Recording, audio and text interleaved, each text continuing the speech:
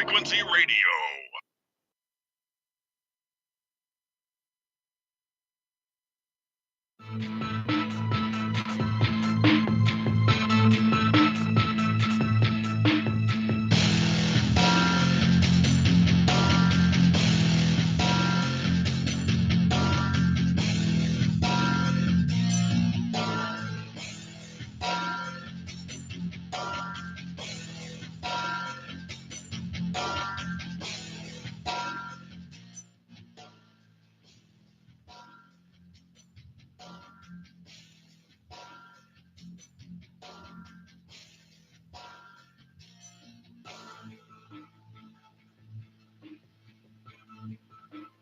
Good morning, TFR. Good morning. Good morning. Good morning. Hi, this is Alan. I like Ironworx because it's where everybody knows your name, and they're always glad you came. I love Ironworx with Josh, Walt and Zack. It's like sitting in your front room having a cosy chat with your best friends. Hi, it's Diva here, and I just want you to know that Ironworx with Josh, Walt and Zack, it's definitely my favourite dose of reality. Come join the family and keep it flat. Why sleep in when you could get your dose of iron in the morning? Listen to the Ironworx on TFR. This is Enlightened Dawn. Roses are red, violets are blue. Iron Realm Media is the best on the planet. To this show, I will forever be true. You guys are truly the best, and I love you guys. I'm so thankful to have you in my life. Do you like listening to space letters from Never a Straight Answer? Then tune in to the Ironworx with Zack, Walter, and Josh. Break clear of the fear on the Ironworx and become an Iron Scout. Happy Friday, my friend. Thank God it's Friday. And TGIF to you all. Happy Friday, everybody. Welcome to the Ironworx right here on Truth Frequency Radio, TFRlive.com.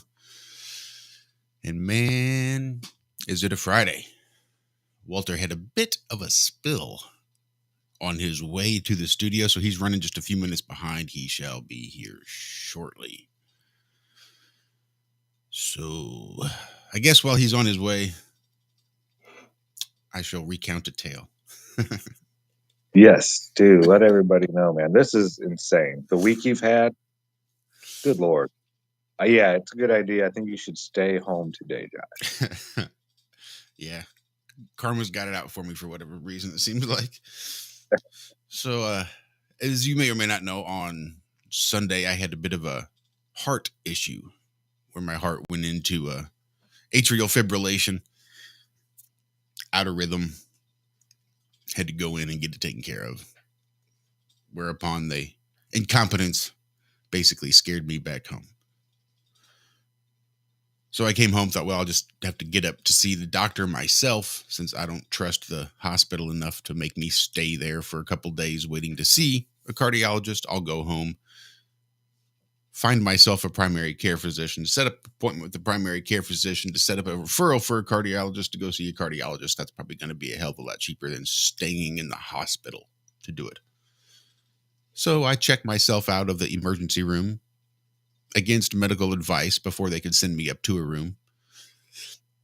And I come on home, eat some aspirin, figure I'll just do my best, take care of my heart until I can get in to see the doctor. Call, make an appointment, say, okay, you can come in on Thursday afternoon for your initial appointment for new patient services. Swell. So I'm going to leave work 1:45-ish. That way I can make sure I get to my doctor's appointment on time and not waste any of the doc's time. So I leave work. Not a problem. I get about 2 miles.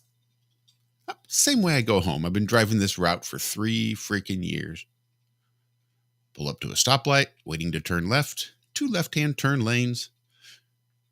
And I get my green lights. We all start to go, and here comes this gray truck just barreling down the highway. 50-mile-an-hour zone, he's probably doing at least 60. I'm in the intersection. He hits the intersection and finally sees me, locks up his brakes for about 0.2 seconds before he slams into me, T-bones my car doing 60 miles at least, shatters my windows, deploys my airbags, gives me whiplash, spins my car, spins it around to the intersection. It's dead. It's smoking. There's glass. There's dust from the fucking airbags. My car is calling 911 on my phone. I don't know what the fuck just happened. So that was how my day went. I had to crawl out of my car because none of my doors would open. First thing I did was, of course, call my doctor's office to let them know I wasn't going to make my appointment, because if I missed that initial appointment, they're not going to let me reschedule because I wasted their time on the first. So I wanted to call and make sure that, I'm not going to make it, but, I was just involved in a bit of a car accident. So I came home. Actually, my boss, I just left right before my boss, and my boss was still on his way and probably sitting in the traffic that was caused by my accident. So ambulance came, took away the driver of the pickup. He went to the hospital. My car got towed. His truck got towed. I came home, made myself a cup of tea because, heart health, and did some dishes. And that's been my week. Heart problems, totaled my car, got a little bit of whiplash, and now my neck is sore. Big old bruise. Like, I don't bruise easy. So when that dipshit puppy at the emergency room blew out one of my veins and put a great big old bruise on my arm, it was a kind of a new experience. I've bruised before, obviously, but I've never had anything like that, and I just don't bruise easy. So, and I've been poked and prodded so many times, dude, in the doctor's office. That whoever did that had no idea what they were doing. I couldn't believe it. Really couldn't. And I share responsibility. I do. Because I know I have good veins. And I knew he was a nurse trainee. So I told him if he wanted to practice on one of the smaller ones, he was more than welcome to. And he did. I just thought he might have had a little bit more experience than he actually had. Oh, man. Well, I'm glad you're here, Josh. Yeah, me too. That could have gone really, really bad because I ate it right behind the driver's door. So if I'd have been going any slower around that turn and he'd have hit me square on the driver's door, I don't know how that would have turned out. Could have been real bad. Yeah, and it sounds I'm like definitely glad you're here.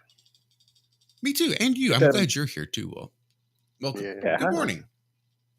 I was up early, ready to go, checking on you, and then the fun began.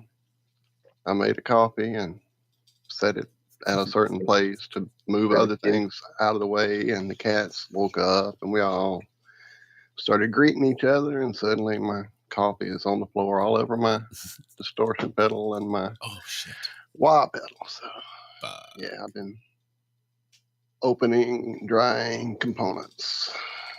So I was a little preoccupied, and suddenly went, oh, feels like it's been about 45 minutes. I better check Josh, and you were going live. So, yeah, I was still cleaning up syrup. Thank you for being patient, guys. I am here. And, dude, I'm glad you're here for sure. Like I said, it feels like, you know what it feels like, truly? It feels like those first months of truly not just awakening, but waking others up. And that's when things really got crazy around me. It's when I really put that message out into the ether of like, here, I got some truth people need to look into, and they can decide what they want, but here's what I think. And at that point, dude, it felt like, while I had girded my fucking self against it all, nobody else knew what was coming. And dude, people were dying around me. People were getting in wrecks around me. People were sick around me. My mom, her whole thing. I mean, it was pretty intense. The attacks on the people in my life. And so, yeah, it felt really, that's what I felt like you're going through right now between, well, just all of it, Yeah, that's crazy what you say when you first started sharing truth. Yep. Because when I was out at Lake Michigan, November 30th, I think it was, 2015, I called Mark Sargent. Didn't get an answer. I left him a message, though. I didn't have my camera yet. I was out there with a telescope. And November 30th in Northern Indiana is cold, especially on Lake Michigan. I called him. I left a message like, dude, I could count the windows on the Sears Tower. It's so clear right now. This is insane. The earth is flat 100%. I already knew, but this was like, without a doubt, no optic. This was before I did all my optic stuff. But I was like, there is no optical phenomena that could do this. No way. And I'm going to get my camera, make a video, blah, blah, blah. And I'm walking back to my truck. It's like 8:30 at night, real dark, nobody out there.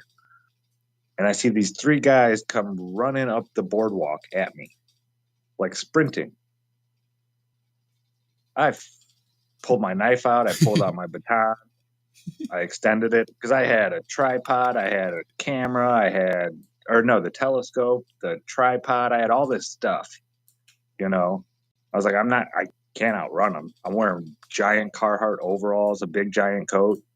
It's like, there's no way I'm outrunning these guys. So I just pulled out my stuff and stood there. And they got about 20 feet from me, and then they just stopped and started walking and just walked right by me. I was like, okay, that was really weird. And when I got back to my truck, I was riding home and my lung collapsed. And I was like, okay. But yeah, I kind of got attacked too. Wow. Oh, that's insane. Well, the attacks had started for sure upon like just really taking all this serious and digging deep and starting my own experiments. And that's when, the attacks on me began. But as you guys know by now, I've been dealing with those attacks my whole life. So I was ready for that. But the people around me weren't. And that's where they figured, that's where they knew that was my weakness, was my loved ones, that I will do and have done and will continue to do anything I can for people I love. So they knew, where to get me. And so, yeah, that's really, and so then that made me wonder, okay, so what's going on? What is going on that Josh is keyed into suddenly or said on the air or mentioned in passing to a coworker? What has stirred the fuckers up so much that these attacks are now directed at you directly? I'm just wondering.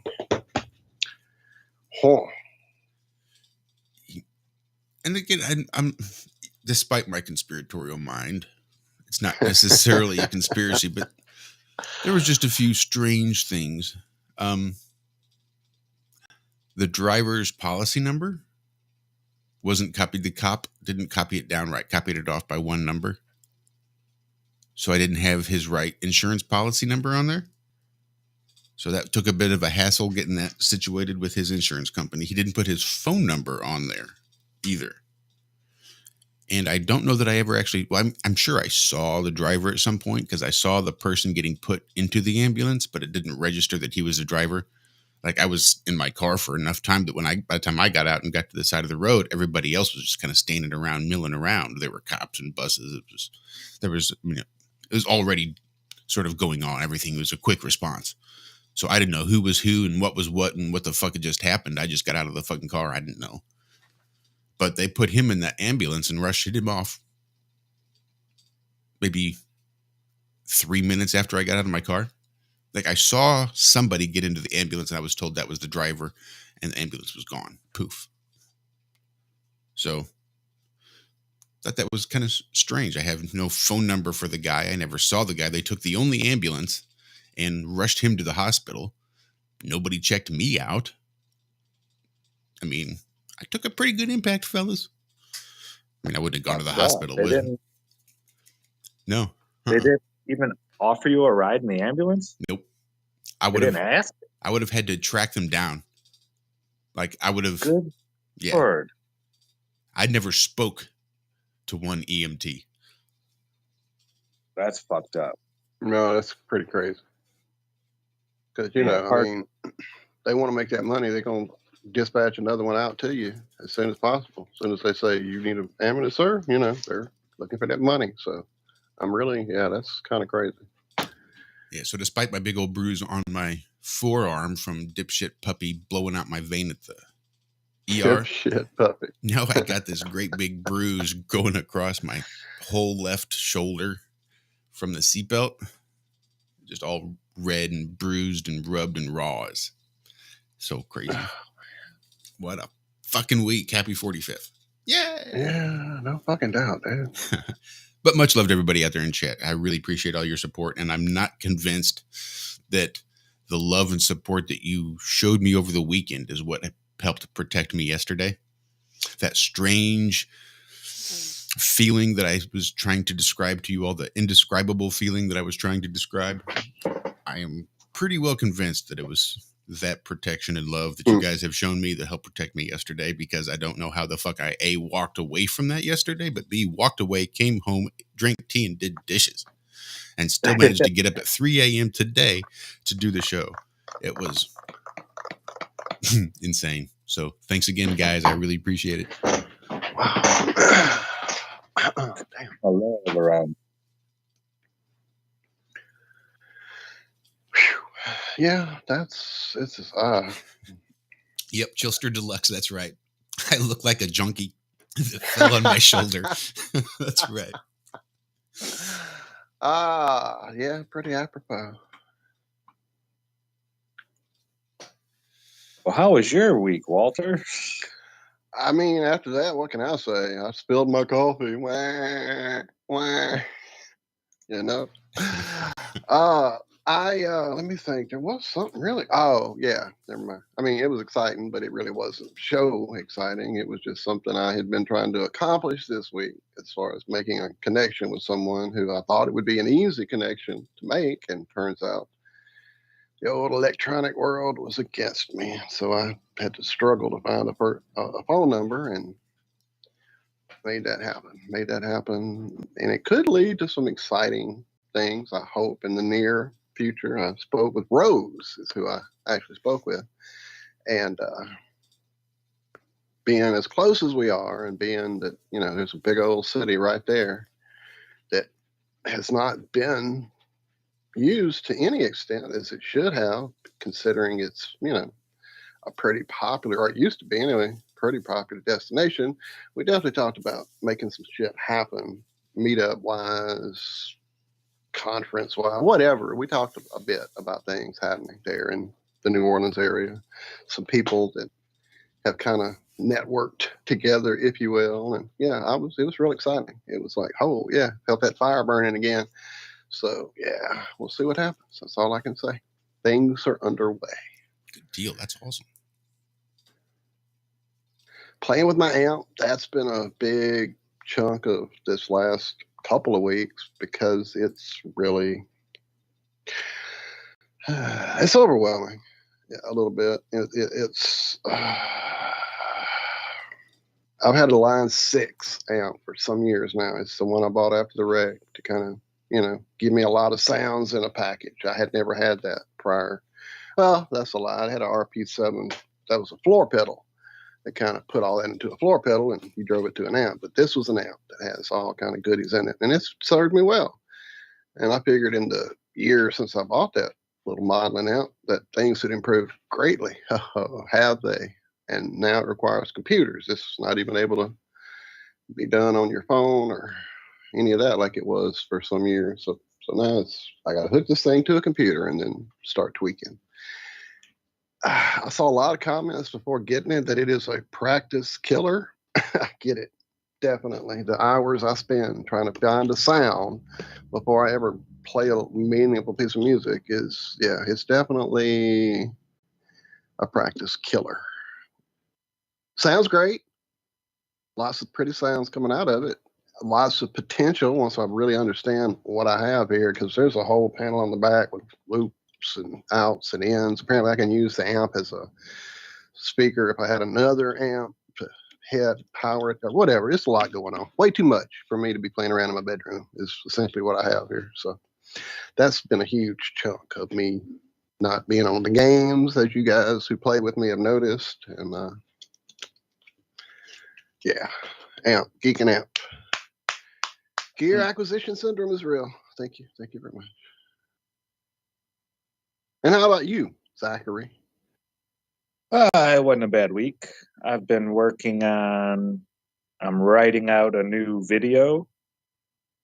It's going to be called There Are No Negatives in Nature.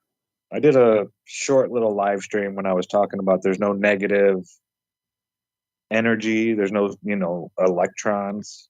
It's theoretical, folks. Never seen an electron. No one's ever held one. No one's ever, isolated an electron. These things it's an ideology, a dualistic ideology, like a yin yang type thing that we've been taught to think this way, that nature has, its opposite. If you have hot, then there's cold, if you have high pressure, then there's low pressure, and, positive and negative. And that's not how this place works. Yes, you have pressure at different ranges. We set something that's like, ooh, this is the zero, or the, on an arbitrary scale, hot and cold, for instance. We took water as our basis for Celsius settings, the degrees in Celsius. At 0, it freezes. At 100, it boils. Well, I mean, that works. It's logical, considering it's one of the most abundant substances on Earth. So yeah, water's not a bad thing to use, but, our measuring devices have limits. You can't take a baking thermometer, and test the smelting point of graphite. It doesn't work. The heat goes way past the thermometer. And the same thing with cold, like negative 273 degrees Kelvin is as cold as it gets. Well, that's as cold as we can measure. It doesn't mean that there's nothing colder than that. So it's going to be about the limitations of not only our senses, but even the limitations of our measuring devices as well, and how everything is built onto this scale. And we put the zeros into places. So when they say, oh, like negative pressure, that's not even in the realm of physics. People think, oh, 10 to the negative 4 torr is a negative value. No, it's still positive pressure. There is no zero pressure or negative pressure. You can't get down to 0. You can't get down to nothing. Even space is 10 to the negative 17 torr, right? Well, that's just 0.17 zeros. There's 17 zeros after the decimal point. That's all that means. So it's a really small number, but it's still a positive number. And the same thing with electricity. We gave it its 0. We said Earth is neutral. That's the 0. Anything that has a less potential than Earth is now a negative. And that's just an arbitrary number that we threw out there and said, it's not arbitrary. It's, logical, just like what we did with water, but it's still not the end of the scale, so to say. And when you have a charge, you have a charge. It's not negative or positive. It could have higher potential than the other charges around it, and we could call that positive compared to the other charges, but there is no such thing as a negative electricity. It doesn't exist. But yeah, it's going to be all about that. I know I rambled for a while there, sorry. But yeah, it was awesome shit, dude. We've been brainwashed into thinking that nature has dualities, and there's no dualities in nature. It's all pressure mediation. High potential to low potential. That's how everything works. Air pressure, everything goes from high pressure to low pressure. That's just how it works.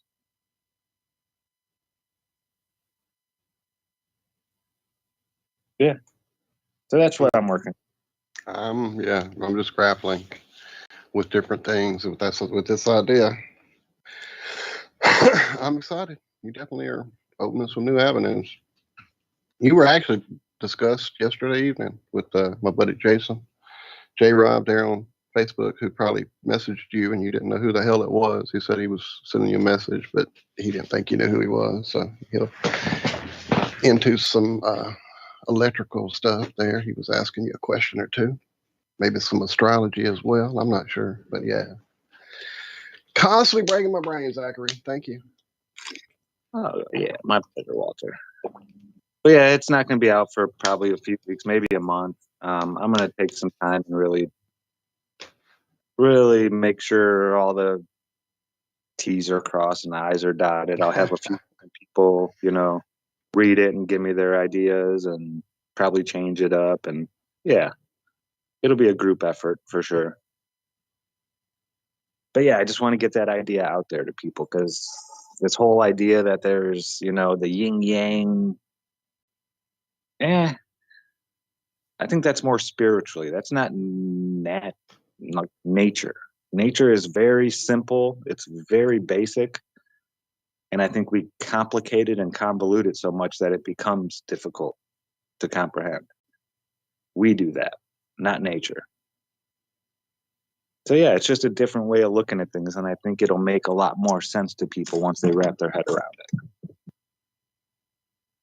Oh yeah.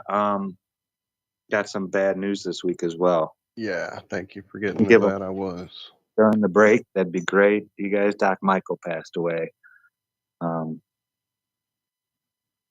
Yeah, this one has hit me hard this week. Yeah. Really. In fact, if Josh's wreck hadn't happened to shadow me remembering that, I would have gotten to that a lot earlier in the show. Thank you for reminding me, Liz. Oh, damn, breaks here. Yeah, that's okay. break music. Well, I guess we'll pick this up on the other side. Thanks for hanging out with us this morning. Bit of a somber first segment. Stick around. We'll try to pick things up a little bit on the other side. Ironworx, Truth Frequency Radio, TFRlive.com. We'll be right back.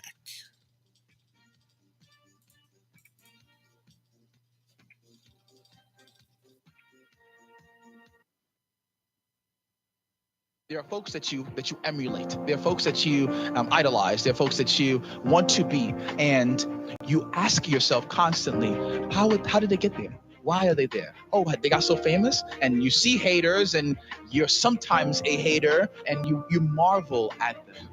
But recognize, who was John Legend before John Legend? John Legend. Who was Barack before 2009?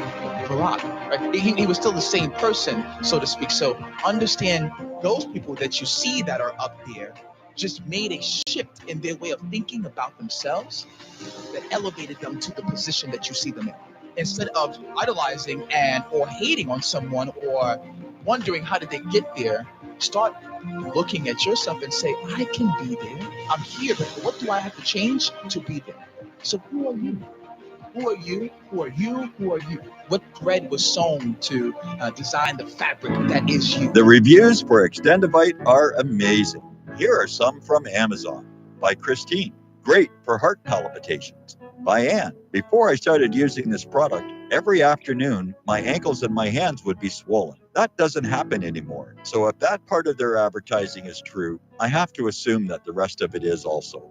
Not to mention that when I had my yearly blood test, only a few weeks after beginning to use this product, my cholesterol had dropped over 30 points. I'm going to continue to take it. By Croc. I love this product. It really works. By Brad. Works great. Thank you. Tell us your story. Get your Extendivite today. To order, call 1-877-928-8822. That's 1-877-928-8822. Or visit heartdrop.com. Extend your life with Extendivite. Travis Cook, America's Evil Genius, here to invite you to join us every Tuesday afternoon here on Truth Frequency Radio. No, on our show, you will not see a bunch of three-piece suits or a cocktail party.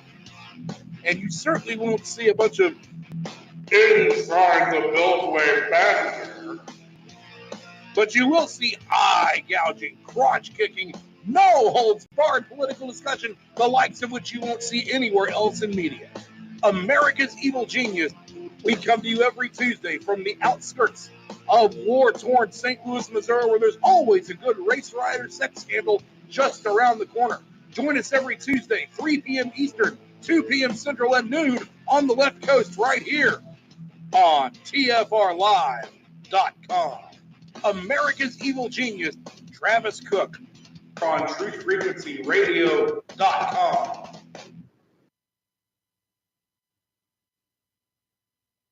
You're listening to the Truth Frequency Radio Network. No hate, no hype, no fear.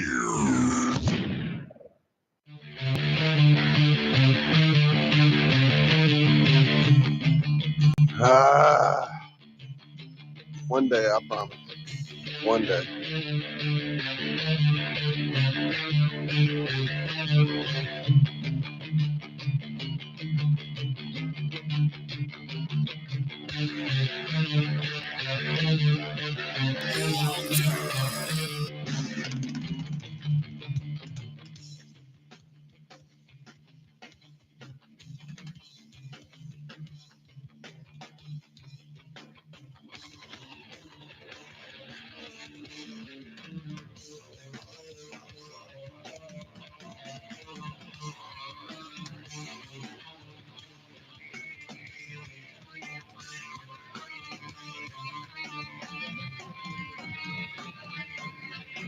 You're just gonna let that play. You're not gonna put some shit over it or just step on it. The whole damn thing.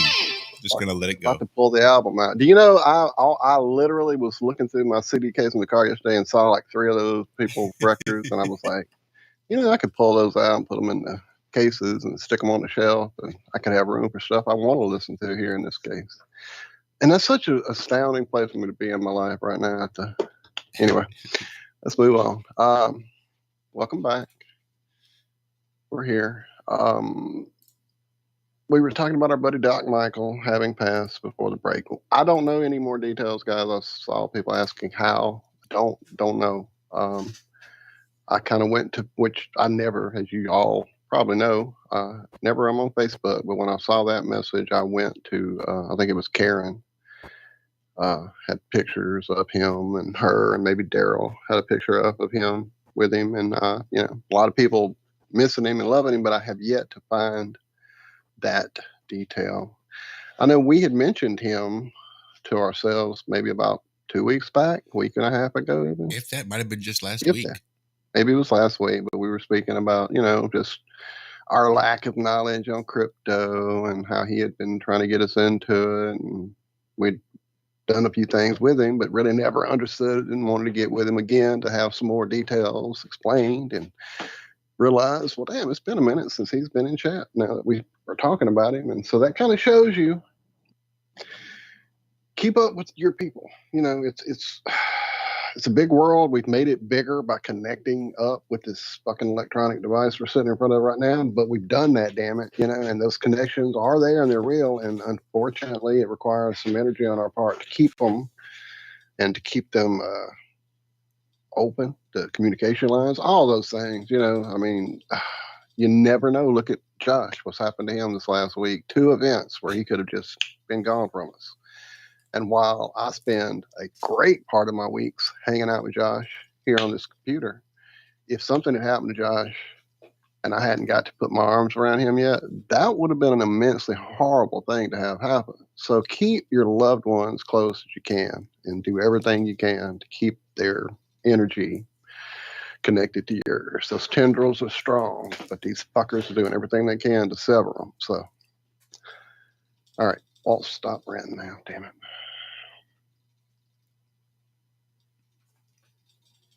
And if anybody in chat or out there is listening does know some details and puts them there for us all to kind of have a little better understanding, a little better closure, maybe it would be helpful. Just the wondering, like, well, damn, he was a good friend. What happened? It really sucks. I do see a conversation going on in chat, and I just want to make I was going to get to that one too. Go right ahead. Just a quick little point. Especially during COVID, was kind of hard on my car maintenance. I had some radiator leaks, some radiator hoses that were leaking. I had my flex pipe on my exhaust that was busted, so it was kind of loud. Every car I get, I break that flex pipe right there where it sort of flexes. I don't know if I'm hard on the acceleration or whatever it is, all that torque always on there. But so my car was loud. Every morning I had to stop and put water and antifreeze in my car before I went to work just to make sure it didn't overheat. There was a lot of problems going on with that car, and I wasn't quite sure how I was going to afford to make all the repairs necessary to get it to pass inspection, to be able to get it licensed, and all the good shit that I don't really have to do, that I do to keep myself out of jail so I can spend time with my family. So there was a lot of things wrong with that car, and I wasn't sure how I was going to even make it through the winter, really. Having to put water and antifreeze under the hood every morning would mean I'd have to make sure that this hood was clear of snow and ice and debris and all that good shit so that I could open it up and add it. So the thought of my car, as much as I loved it, getting me through the winter was pretty daunting. So once you figure it in the fact that I didn't really get seriously hurt, my car just got totaled, which I have gap insurance on my car loan. So I'll be able to get the gap. I don't even think I'm upside down or underwater on the car. I'm pretty sure I owe less than it is worth. So I'll be able to afford, with the gap insurance and his insurance and everything else, I'll be able to afford a new car eventually. So that kind of saves me the stress of having to figure out what to do with my car. My car gets replaced. I don't get seriously injured. So yeah, there's a lot of crappy things and a lot of negative things I could dwell on with my car wreck that I was involved in yesterday. I can also see some positives to it too. And Yeah, I think that's the first thing I thought was, damn, I'm so glad you weren't in that wagon anymore. Yeah. That was the first thought that popped into my head, was that probably saved your life right there. Probably did. If I did have side curtain airbags, this would probably be a conversation we would not be having right now. There would have been a bus there for me, I'm sure. Like, if anything, for head injuries, concussions, because I would have hit my head against the window or the side of the car. I mean, I'm pretty sure I did hit the airbag, but the airbag didn't hit me deploying. A lot of times that's enough to give people a concussion. It's just the deploying of the airbags. Yeah, I knocked my cousin out. Like, while she was driving, a dog ran out in front of her, probably like a 40, 50-pound dog. Not a huge dog. And the airbag deployed, and the cover knocked her out, hit her in the forehead and knocked her out. And she went like, I think she hit a tree in someone's front yard. She was like in a neighborhood, not going that fast. Yeah, those airbags can be dangerous. So there are a lot of negatives I can talk about with this car wreck, but there's also a lot of positives too. And I think that's sort of the way life is. Everything is negative. Everything is positive. It just depends on your perception, depends on the way you look at it and your sort of baseline knowledge where you're coming from. Oh, you never know. That doctor could have been waiting to roofie you and do bad stuff to you while you were passed out. Never know. You never know. Oh, I'm glad you're here. Me too. And, I mean, Yep. I go through a lot of periods where I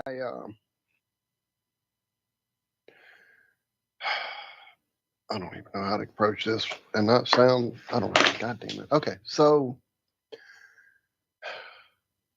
being in this world, being in this plane, and having the things that have happened in my life happened to me. There's always the opportunity to grow from stuff, to change, to turn a negative into a positive. There are, and unfortunately inside of people, or fortunately, unfortunately, whatever, there seems to be, at least from what I've learned in biology, spiritually, in my own path, there are these things inside us that happen biologically when events occur. Certain hormones are released, certain cortisol, all kind of shit happens chemically inside you when events occur. And over time, if certain what are perceived by society as negative events occur to a person, be it lack of attention on the parental part, be it overcompensation for a feeling of inadequacy, whatever it is, but that feeling they're getting from that dump of chemicals that happens inside their body when this perceived negative event takes place can actually become an addictive thing. And then you get those people who just seem to always have bad shit happen to them. And they don't understand why. And wah. And we've had some people that have come and gone in groups that we've all been parts of, pre-flat, during flat. They come in, they're a person, we love people, so we offer them place. Come on in, hang out with us, and we talk and we'll share ideas and we'll back and forth with this. And either through that addiction to the negativity or through that, I don't know, the need for the attention that whining about the negativity gets them, or whatever the case may be, it just seems that there are people who attract those things. Okay, so then you got to get into this idea of, okay, so why? What is going on here? Why is that part of our makeup? Why is that in us even? And then you start to wonder, well, is that innately part of our makeup? Or is that maybe something that's been put into us through society's bullshit programming, mostly through the chemical shit that's fed to us? Looking at some of the stuff we talked about with David the other day on parasites, just this need to dwell in negativity gets on people. And it seems like they can't see that there are positives through the negatives, or that there are reasons that things happen. There's this idea in biology of stasis being the worst possible thing for an organism. If everything's happy and all the needs are being met, getting food, getting laid, taking its shit daily, things are good. The organism's going to stay right where the fuck it's at. It's not going to change locations. It's not going to change structure. It's not going to evolve. Macro doesn't work. Micro does. And it's just not going to do anything. I'm sorry? Either. When the weather's perfect, we don't want to leave. Perfect weather, right? Why leave? So, yeah, that idea of stasis is death. Stasis is death. So the idea of, well, back to that cobblestone or whatever in the driveway, you pick it up and throw it in that rock tumbler and it turns into a fucking amazing gem. I don't know. I'm rambling at this point. I feel like I lost the thread way back and just kept trying to find it through all this rambling I'm doing. But just there's a reason, that it's a comfort level. The energy flows. One thing humans will not repeat behavior if it gives them negative reinforcement. Yeah. So if you put your hand on a hot stove and it burns the shit out of your hand, you're not going to think to put your other hand on there and then sit on it and then just lay on it. But if it makes you feel good, if you press a button and it triggers a dopamine response, you're going to want to push the button again. For some people, they have established this positive reinforcement. They get something, it feeds something in their brain to cause the drama, to have that drama in their life, whether it makes them feel important, whether it's just a comfort level because they've been seeped in drama their whole life. So having drama around them provides that sense of comfort. So they always create drama, so they always have that comfort level.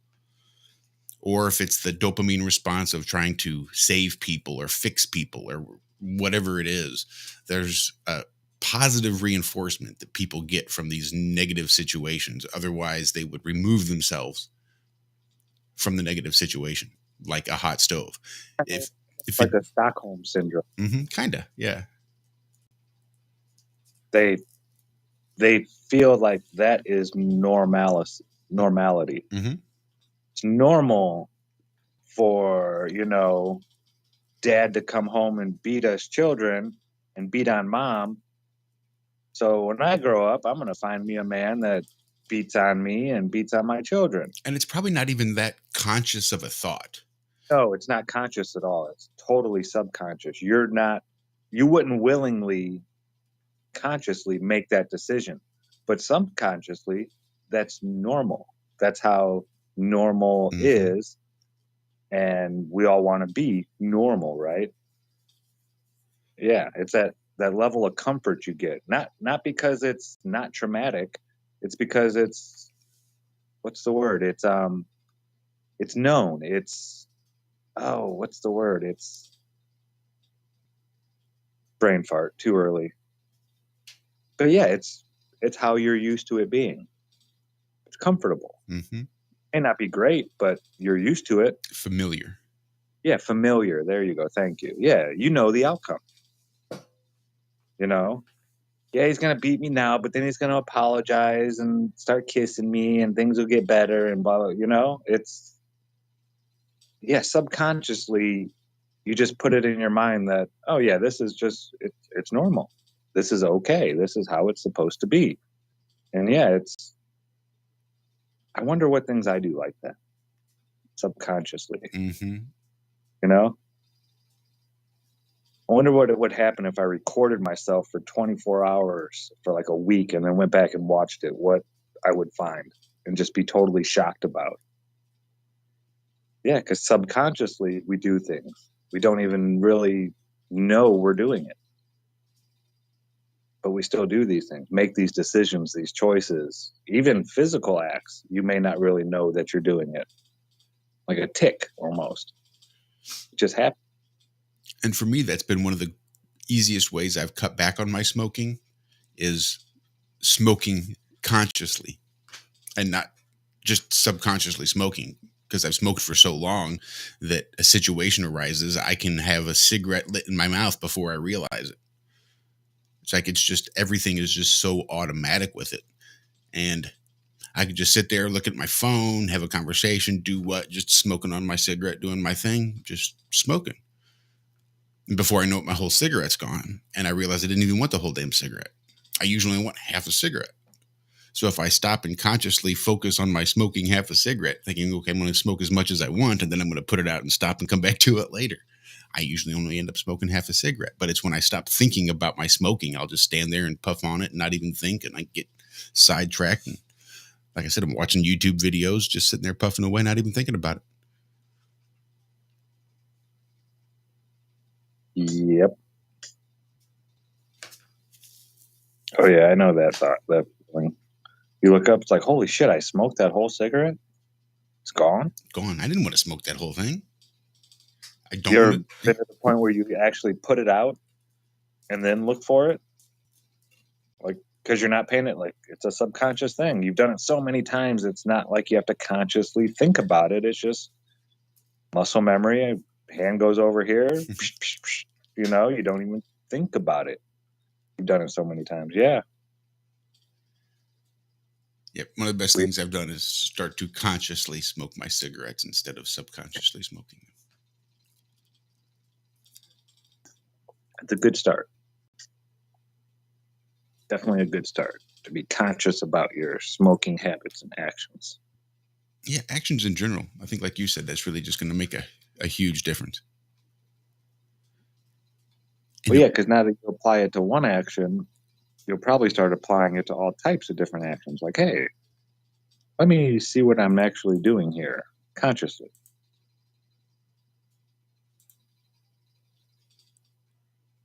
So, I got one. Unless you got any more on this. Nope, I don't think I do. Okay. This one's for you, Walter. This should be right up your alley. All right. This is from The Guardian. A New York University professor fired after students say his class was too hard. Some parents and teachers say the firing of Maitland Jones Jr. points to a lowering of academic standards. Okay, now he's not... This is New York University. Just remember that. This isn't crafts or ceramics in 6th grade. This is, you know, they're getting an education for their profession. And they're not taking, he doesn't teach basket weaving or bass fishing or anything like that. He teaches, where is it? You want it? Yeah, he's a chemistry professor. Organic chemistry. Organic chemistry. Now, I'm sorry, but should organic chemistry be an easy class?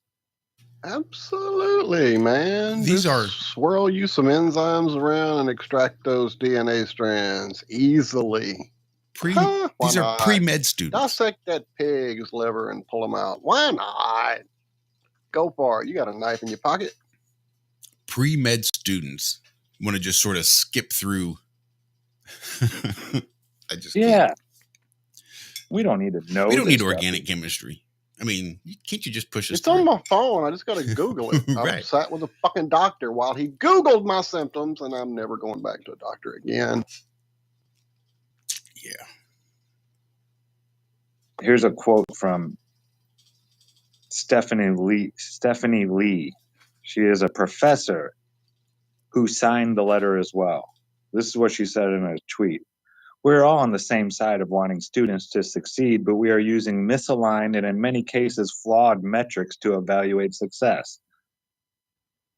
So everybody should just get a trophy, huh? Is that how we should evaluate success? Not through tests and comprehension of the knowledge given, huh? That's not a good way. And because technically, I mean, really, that's not the best way. Yeah, if you want to get into it. All right, how would you prefer to see if the students have acquired the knowledge you gave them without testing? My preference would be that at birth, the queen mother splashes me with some juice, and my profession is chosen that way, and I don't have to think about it. But I'm not an ant. So it doesn't fucking work that way. You can choose whatever the fuck you want to do, but if you've chosen to go into a field that requires a lot of goddamn knowledge, guess what? You got to have that knowledge to be in that field. You can't just dance your way through it because some doctor on Grey's Anatomy is sexy. Oh, these people, why do you want to stir me up, Zachary Zabala? Can't I just identify as a doctor? Do I really need organic chemistry? Today I feel like a doctor. Let me get my fucking scrubs. Is it a cat ear day? No. I'm not a cat today. Today I'm a doctor. I'll get my stethoscope out. Oh, my God. Now, this was a widely accredited professor known for writing an organic chemistry textbook. Mm-hmm. Yeah, he wrote the book. Get rid of that guy. Fuck him. He's too smart. He's too smart. He's making His me look class is dumb. too hard. I can't get this information. Can we just fire him? Okay. You're right, kid. I'm entitled to an education I can get without my fucking efforts involved.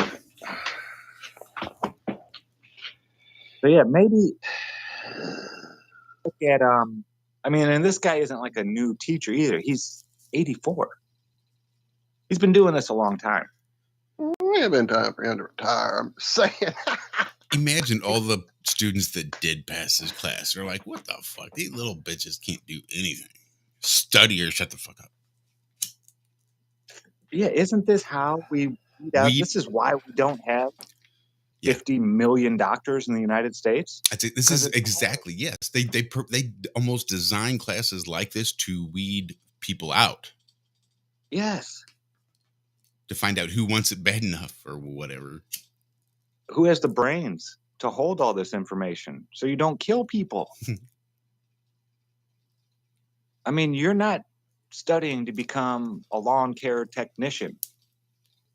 You know, you're studying to be in control of people's well-being and their health and possibly their lives. Or at least their medicine and surgery. At least that. Which you can kill people quite easily. Yeah. I knew a 16-year-old girl who went in for wrist surgery and the anesthesiologist killed her. Died right there on the operating table before the operation even started. Kate Medved. Oh. The school or a soccer field after her in Hobart. 16 years old. Routine wrist surgery. Yeah. So I want somebody from NYU setting up my meds. No thanks. You know, this is crazy. This is just showing how poor our academics are becoming. I mean, they're in high school, and K through 12 is just pathetic in this country. You can graduate without knowing how to read in California. So how many of these children that get coasted through are taking that NYU, you know, college course in chemistry, and this is hard. We can't do this. Well, maybe if we taught these children how to do math correctly, they could figure most of this stuff out in their head. But now they got to draw out 80 circles on a piece of paper to figure out 10 times 8. It's ridiculous. It's being done on purpose. Yeah, it's working just like they want them to. Like they want it to. I'm sorry, I'm reading and trying to talk. Can't do both those at once.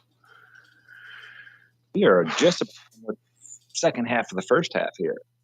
Yeah, we are. Before we go, though, I noticed something in chat that I need to address and bring back up. I know it's completely left turn, completely. But I see Walk and Axel asking, has anyone tried listing on eBay lately? Been doing it for 20 years, and what the fuck are they doing? Well, that's not good. Me and my wife are just discussing that we have things that we just assume go to eBay like we did 10 or 20 years ago, maybe 15 or so. 10, I guess, we did it. So apparently it's not the thing to do. I'll look into it and find out more with you there, Axel. You seem to know about it more than I do. And then I also saw that it's spray time, and we're going to get to it after that. Yeah, why not? And it looks like we've been joined by our good friend Travis. We'll catch up with Trav on the other side of the break. Hour number 2 of the Ironworks coming up really quick. We're going to sit through some commercials first. But be sure you join us on the other side. We love you. Stick around. We'll be right back.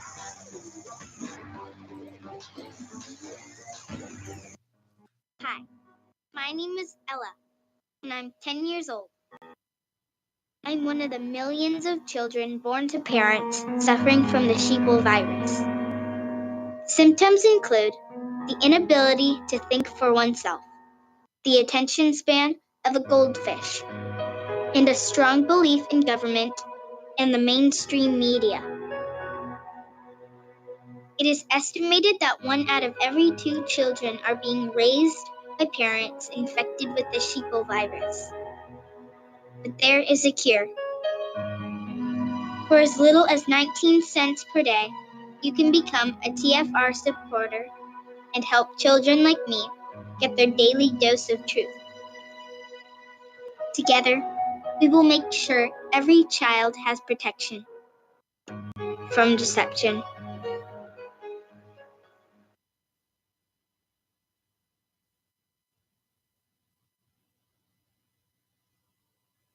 Well, thank you very much.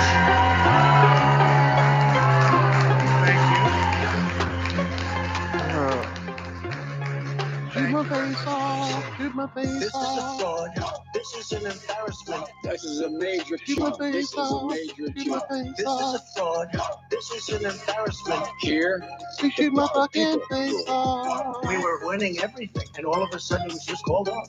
We have so many. We had such a big night, and then you take a look at the kind of margins that we've won them by. You just take a look at all of these states that we've won tonight. we, the people, will not be silenced. We, the people, will not be bullied. We, the people, will not surrender. We'll come together. We have to stop treating our opponents as enemies. They can't catch us. They can't catch us. And now, every vote must be counted. They can't catch us. They can't catch us. When the count is finished, we will be the winners. This is a fraud. This is an embarrassment. This is a major cheat. This is a major cheat. This is a fraud. This is an embarrassment. Here, the people rule. Every vote must be counted. I'm not here to declare that we've won. We were getting ready to win this election. Every vote must be counted. We will be the winners. We were getting ready for a big celebration.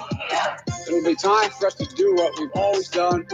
Put the campaign behind us. Lower the temperature. These aren't even close. It's not like, oh, what happened? And then they said, oh, they can't catch us.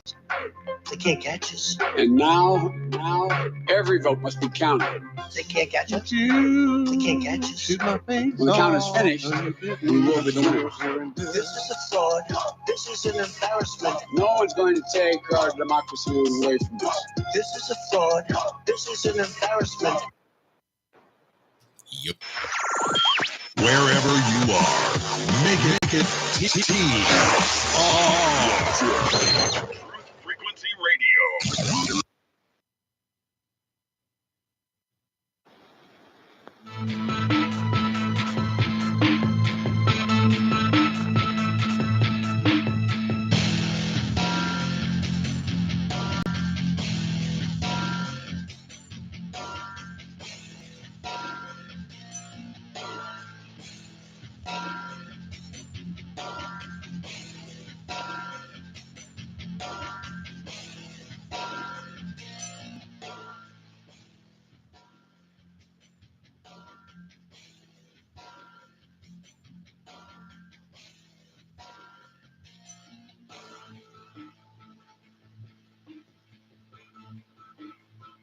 Good morning. I'm here. Wake up. Wake up. Wake up. Wake up! Wake up! What is dark matter? Okay, we don't know. That's great. That's why it's called dark. It's exactly. Everyone knows all reputable information comes from random people on the internet. Tell me things, internet. The earth is flat.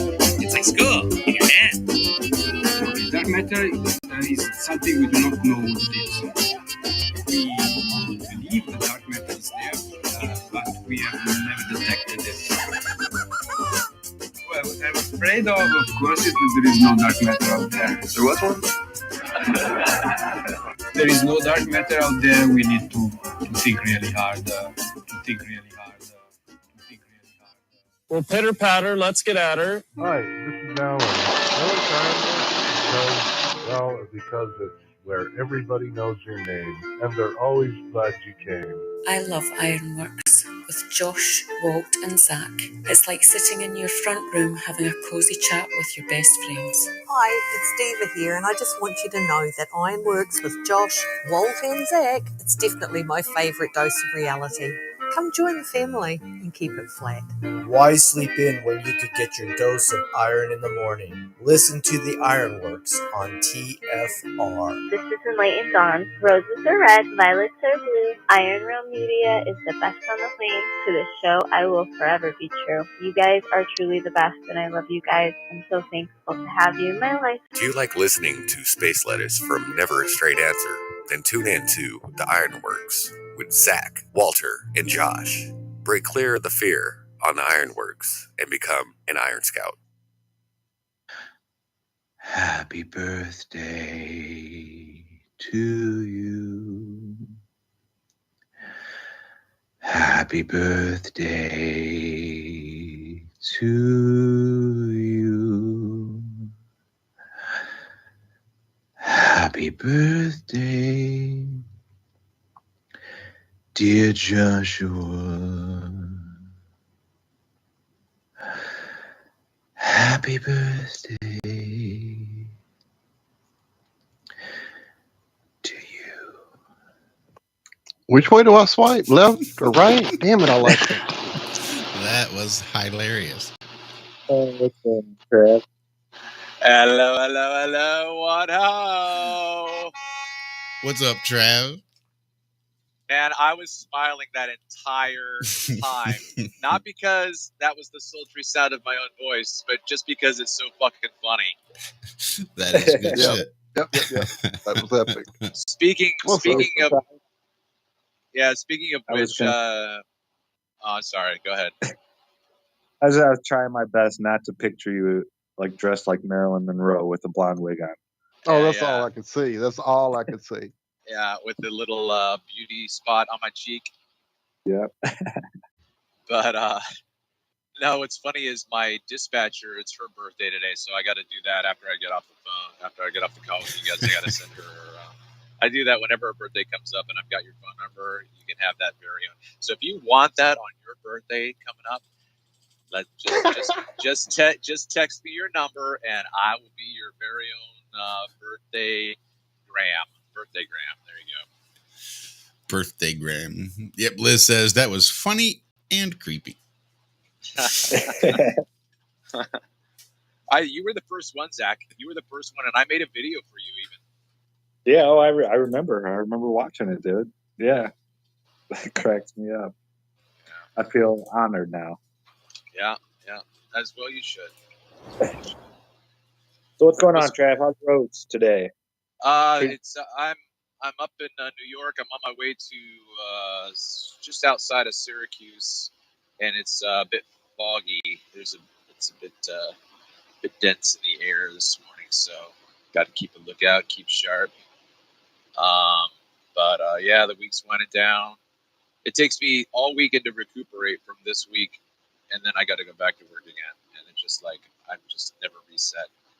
I gotta figure out what else to do. But I know where you're going to be in about 2 weeks. That's it. Yeah. I am. Hopefully, I put a bug in my dispatcher's ear, and she's gonna plot out my week so that I'll end up down in Greenville with the truck, and then I can just stay there. I can just stay over the weekend and then pick back up on Monday. So, dude, that's awesome. Yeah. Schedule your work around your activities. Sounds like. Well, a cool yeah, plan. it's convenient. You just go where the work is, and work is everywhere. So, there you go. Did the hats show up yet? Well, I've been gone all week, so I'll have to go check when I get back. All right. So, I'm so excited, man. I honestly I don't know.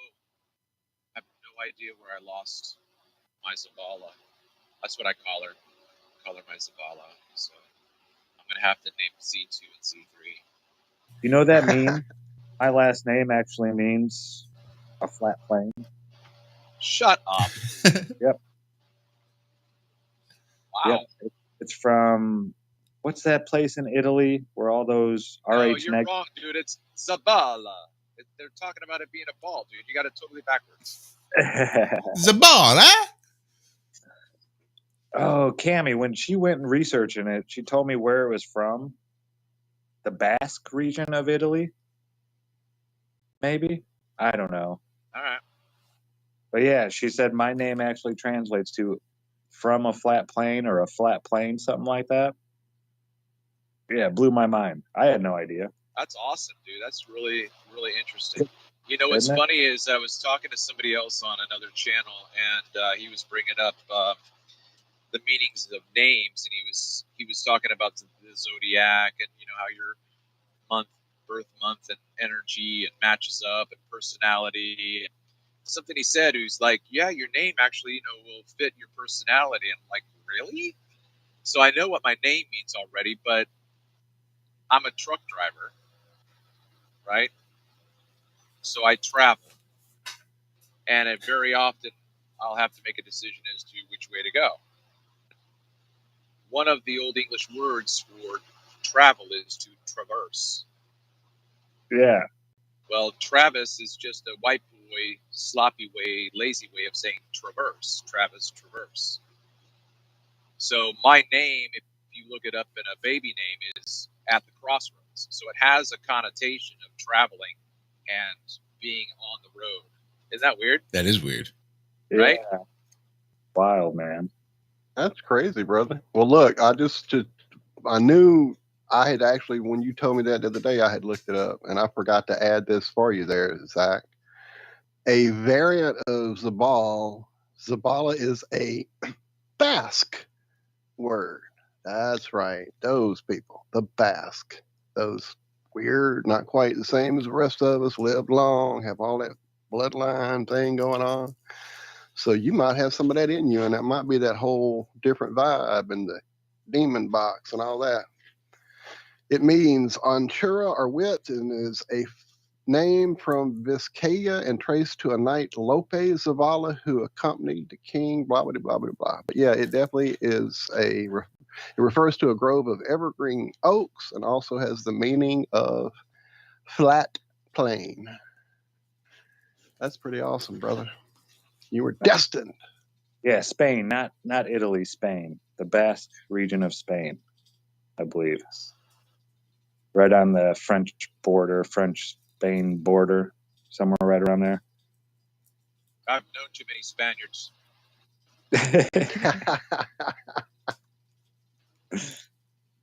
And then I got the Irish and the English, German mixed in there too. So yeah, I'm a mutt. We all. But hey, you guys ready to have your minds blown? Unless they've already been blown, and I'm just catching up. Yes. Yes, please. All right. So I put it in the Skype chat, Josh, or anybody else, if you want to copy paste and share it. Is my first video that I put out when I recorded Star Trails, and I can't remember what we talked about last week if I brought this up at all. But when I was in California last year in November for Thanksgiving, I was filming in the night sky, and I wanted to create a panorama because I knew that my one camera would only, take up so much of a field view. So I put the cameras next to each other, thinking that the stars would just traverse from one camera to the next, and then I could just line them up like a panorama, right? Because you can't take a panorama at night because you have to have time lapse, and it would take forever. You'd almost have to have an equatorial camera, right? That's programmed to move so slowly so that it could do that. So, excuse me. So when I woke up the next morning after the first night's filming, I couldn't line up the two cameras. I couldn't line up the images. And there was a row They were of... right. Yeah. Cameras were right next to each other. I was doing it for the first time, so I wasn't being careless, but I knew what I was doing. I just set the cameras up. I looked at them, got down, and made sure that they were level with each other, same height, blah, blah, blah. I didn't get out lasers or anything or tape measures. I just eyeballed it. I just figured I wasn't going to be worried about it because I just figured it would be off a little bit, if anything at all. But you open up the camera to 4 millimeters, which is where the P900 starts out, and there was a line of trees at the bottom, so I had it framed, right? The left camera, Sandra 1, God rest her soul, had in the bottom right corner a reference tree, and then in Sandra 2, God rest her soul, in the bottom left corner, that same tree. So all I had to do was just line up the tree. Easy peasy, right? So that shit lined up. Tree, lined up, boom, push play, stars wonked everywhere. Left frame, star trails. When the star trail got to the other side, it shot up at like a 30-degree angle. Wow. And so that was just like sitting there going, what did I do wrong? So I had, 2 weeks ahead of me, so I did this like every night. Same thing, every night. Nothing lined up. You go to, you take, if I gave you the files, you could match up any star trail you want. Match that one up, find Sirius, line up Sirius, every other star off.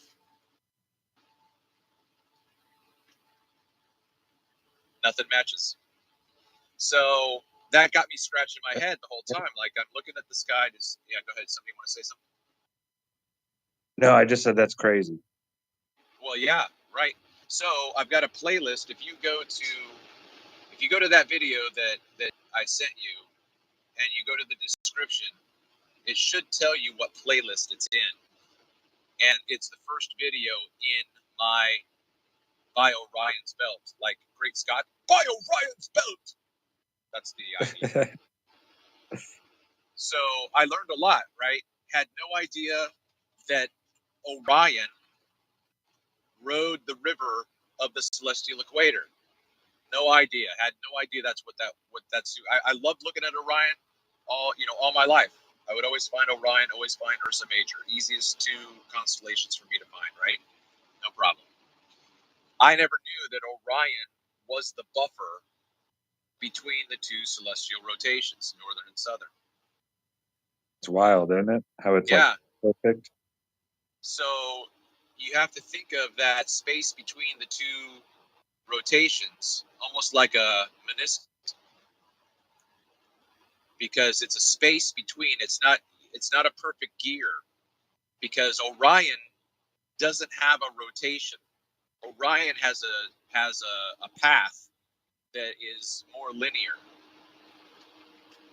or whatever. I mean, Well, yeah, it makes a big circle, but to our perspective, right. Yes. Yeah. I guess it's I'm not sure how to. It's a gentler arc, but my point is that there's almost like this. It's almost like if you had two cogs in an oil, and you got them close together, and they were rotating, and that trail between would be where Orion goes. So the stars as a gear don't ever touch. The rotations as a gear don't ever touch each other, because there's a celestial buffer. Anyway, I didn't know that when I was doing this filming. I'm like, well, that's crazy. And it just so happened in November that Orion was coming up through the night sky. But man, that it is so trippy to look at the sky and just kind of like think of how it works, because I haven't even gotten to the punchline yet.